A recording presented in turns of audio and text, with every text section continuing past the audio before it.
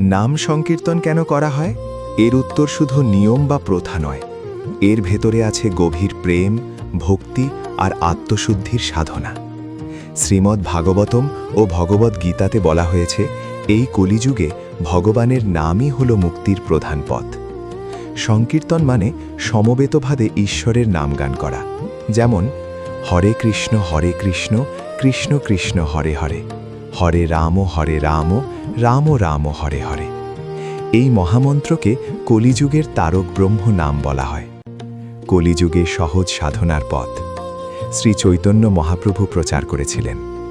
হরিনাম হরিনাম হরিনামৈব কেবলম, অর্থাৎ এই যুগে শুধুই নাম সংকীর্তনই মুক্তির পথ। 2.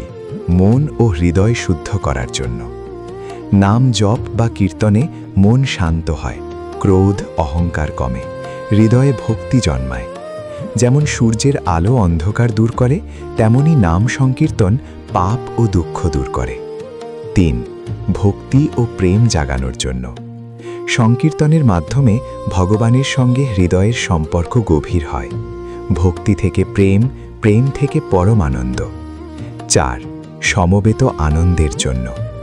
সংকীর্তনে সবাই একসাথে গান করে, এতে ভ্রাতৃত্ব, ঐক্য আর আনন্দ বাড়ে। বিশেষ করে নবদ্বীপ, বৃন্দাবন প্রভৃতি স্থানে আজও এই ঐতিহ্য জীবন্ত।